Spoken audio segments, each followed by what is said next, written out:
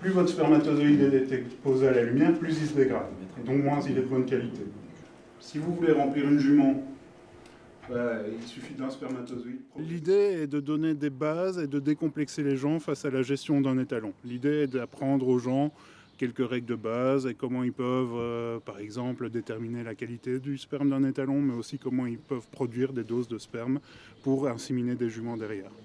Tout ça avec des notions assez pratiques au final. C'était vraiment l'idée de cette formation. Donc les récoltes de sperme, le nombre est très difficile à déterminer parce que comme on peut s'en rendre compte, il y a plusieurs vétérinaires qui travaillent dans le pays, qui font ce genre de métier. Donc ça fait beaucoup d'étalons gérés par beaucoup de vétérinaires différents. Et en plus, suivant la race, on a le droit de faire de l'insémination artificielle ou on n'a pas le droit de faire de l'insémination artificielle. Donc finalement, c'est très variable. Je n'ai pas de chiffres à donner sur la Wallonie du nombre de récoltes de sperme parce que ça dépend vraiment d'une race à l'autre et des vétérinaires qui travaillent et de la région. Donc il y a 3 types de conservation du sperme. Il y a le sperme frais, c'est-à-dire celui qu'on va inséminer dans la jument dans la journée. On récolte l'étalon et le sperme arrive chez la jument dans la journée et on l'insémine tout de suite. Il y a le sperme réfrigéré, celui-là, dans ce cas-là, il va être maintenu pendant 24-48 heures. C'est typiquement le sperme qu'on envoie d'un pays en Europe en avion par TNT, DHL ou d'autres pendant la nuit et qui arrive le lendemain, toujours à 4 degrés, et qui est inséminé le lendemain ou le surlendemain dans la jument. Et le 3e type de sperme est le sperme congelé, c'est-à-dire dans l'azote, à moins 196 degrés. Et dans ce cas-là, on peut le conserver de manière plus ou moins infinie. Dans ce cas-là. Donc en tant que vétérinaire, on est toujours très sensible aux maladies qui se transmettent entre animaux et potentiellement aux humains, même si dans ce cas-là, il y en a très peu.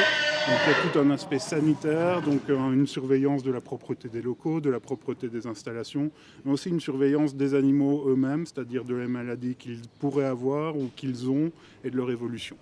Les banques de sperme équins en fait sont plus ou moins libres, il faut que ce soit des vétérinaires qui construisent ces banques et qui aient des agréments pour ces banques. Donc ça, ils doivent demander les agréments à plusieurs autorités de notre pays. Et une fois que le vétérinaire a constitué sa banque, il peut après envoyer du sperme à d'autres banques ou à des particuliers. Tandis que là, on a une straightness à 100% parce que c'est beaucoup moins compliqué. Donc vous voyez, pour une insémination artificielle, il y a plein de prix à déterminer. Il y a premièrement le travail du vétérinaire qui va suivre la jument et déterminer à quel moment il va l'inséminer. Pour ça, en région wallonne, les prix sont entre 100 et 150 euros selon le travail.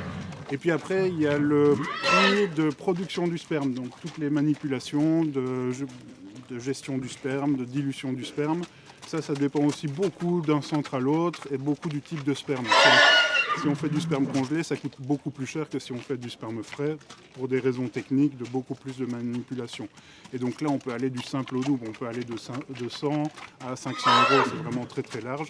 Et puis, il y a le dernier prix et qui est finalement le plus important. C'est ce que le propriétaire de l'étalon va vous demander pour transmettre la génétique de son étalon. Donc c'est lui qui va dire, moi j'estime que pour avoir un poulain de mon étalon, il faut mettre ce prix-là. Et là, c'est complètement la décision du propriétaire de l'étalon.